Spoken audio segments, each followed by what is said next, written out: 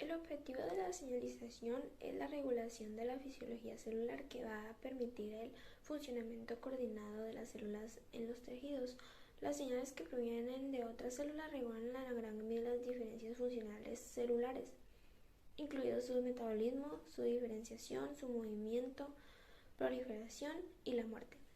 Las células pueden ser de distinta naturaleza como neurotransmisores, hormonas, factores de crecimiento y citoquinas. La célula emisora de la señal secreta en medio externo una molécula que es reconocida por receptores específicos de la célula que recibe la señal llamada célula diana. Hay tipos de señalización: la señalización paracrina, autocrina, hormonal o endocrina y por medio de neurotransmisores. La paracrina es local a corta distancia, en donde la molécula señal es reconocida por una célula diana de distinta estirpe. La señalización autocrina es también local y es donde una molécula es reconocida por la célula diana de igual estirpe. La señalización hormonal es la de señales de hormonas. Las células secretoras se conocen con el nombre de células endocrinas y son células especializadas en la secreción hormonal. Y las hormonas viajan por el torrente circulatorio hasta llegar a la célula diana. La señalización por medio de los neurotransmisores es la característica de las neuronas. Los neurotransmisores son moléculas pequeñas hidrófilas y que tras ser liberadas al espacio sináptico se unen a los receptores de las células diana. Contacto directo célula-célula o célula-sustrato. Una célula comunica con la célula vecina a través de un contacto directo entre moléculas de la membrana plasmática. Mecanismos de señalización. Características. Las células responden a la señal mediante receptores específicos. Los receptores pueden estar localizados en la membrana plasmática y en el citoplasma de la célula. En la membrana plasmática reconocen moléculas hidrófilas que atraviesan la membrana y en la citoplasma de la célula reconocen moléculas hidrófobas que atraviesan a la membrana. Las señales extracelulares se transportan en señales intracelulares. Cuando la molécula señal se une al receptor, se inicia una señalización intracelular que transmite dicha señal al núcleo para activar la transcripción de determinados genes llamados genes de respuesta. La transmisión de señales intracelulares desde el receptor de la membrana hasta el núcleo tiene lugar a modo de cascada, es decir, por medio de la activación de determinadas moléculas que a su vez activan otros factores. En este proceso se le llama cascada de la señalización intracelular y también entra la inactivación del sistema de la señalización, que puede ocurrir por varios modos. Uno de ellos es endocitosis de los receptores y su posterior degradación de los lisosomas, y también muchas de las proteínas que intervienen en la cascada intracelular pues son proteínas quinasas. Y por último, la respuesta celular es el resultado de la integración de las múltiples señales que le llegan a la célula del exterior, y una de las mismas moléculas señalizadoras puede causar pues respuestas distintas en diferentes tipos de las células. Un ejemplo es la acetilcolina, que actúa como neurotransmisor y como hormona.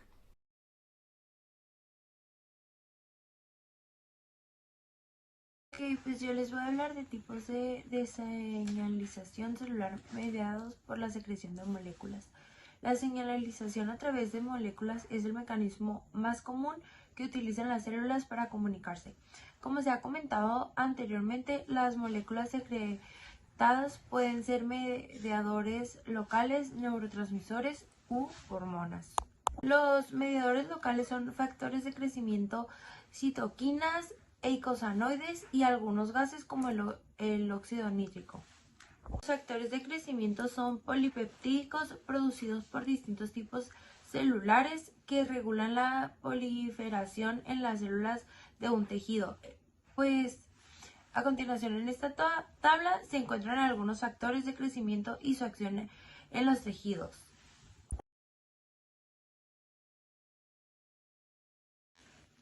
GF, factor de crecimiento epidérmico, y su efecto principal estimula la proliferación de células epiteliales.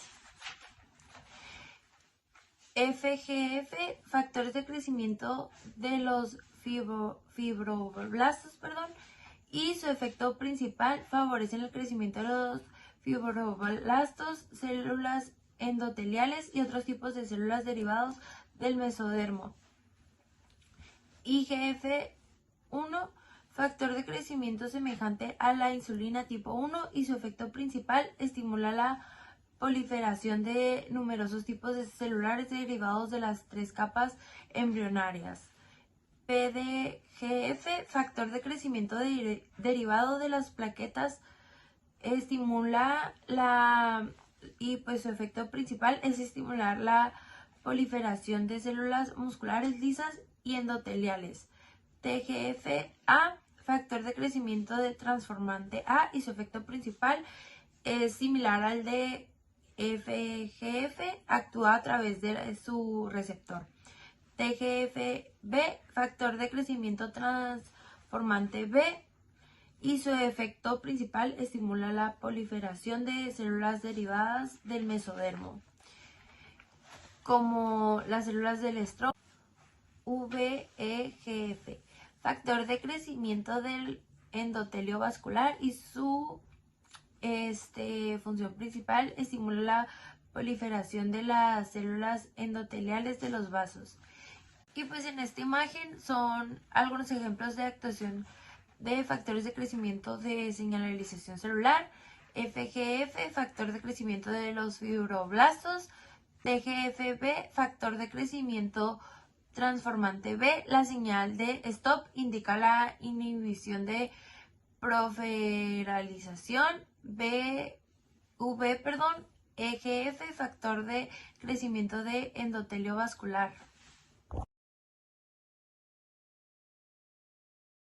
Ok, en esta imagen la señalización intracelular mediada por el no en el sistema cardiovascular. La señal inicia de la acetolina en las células endoteliales, provoca la liberación del no que difunde las células musculares y la relaja, lo cual produce la vasodilatación.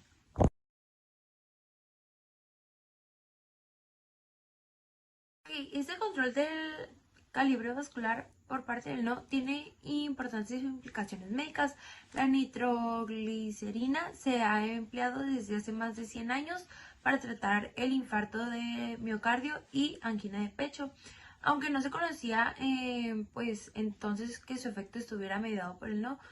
El infarto del miocardio se produce por falta de riego y isquemia del músculo cardíaco, frecuentemente debido a una obstrucción de las arterias coronarias encargadas de irrigar a las células cardíacas.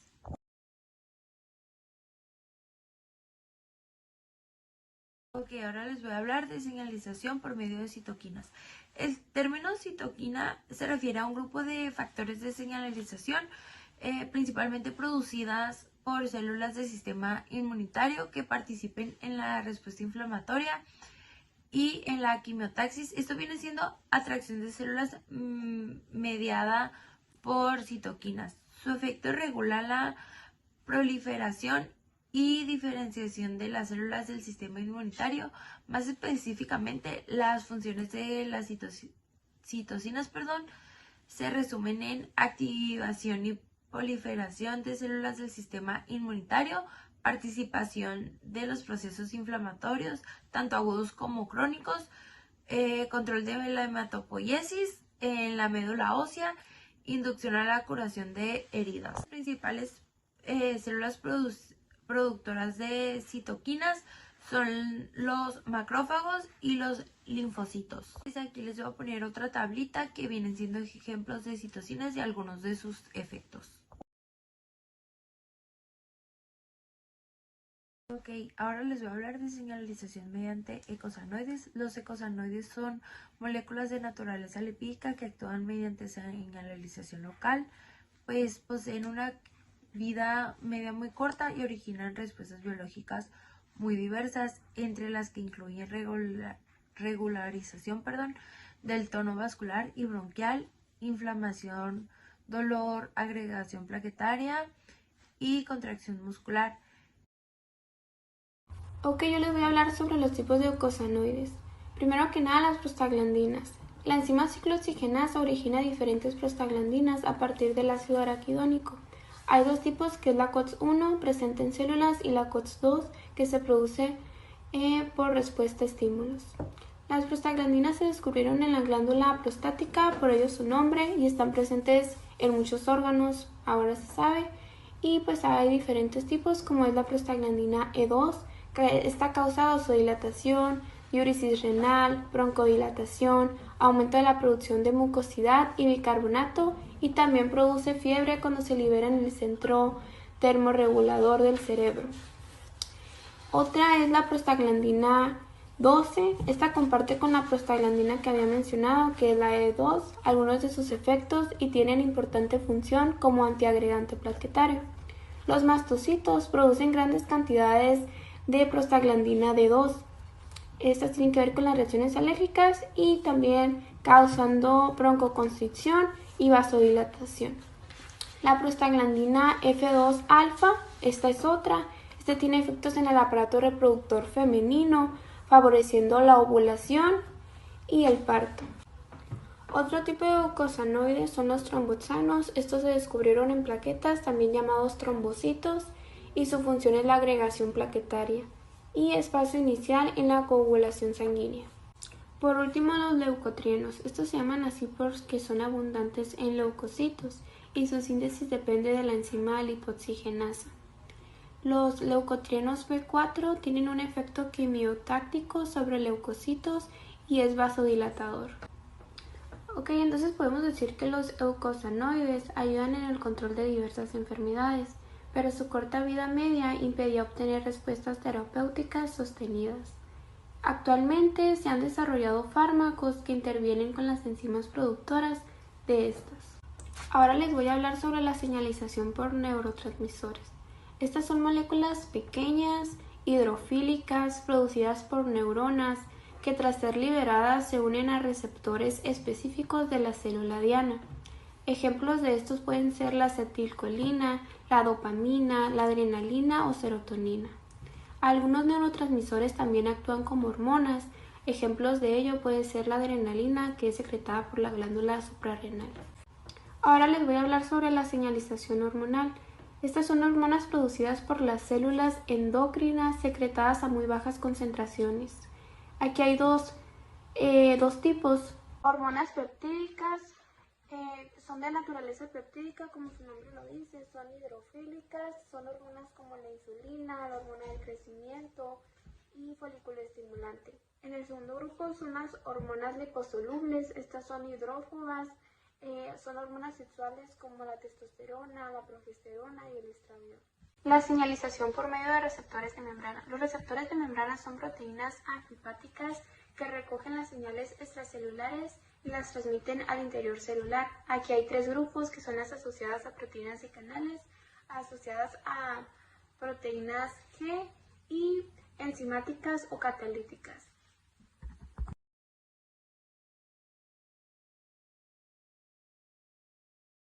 Activación de enzima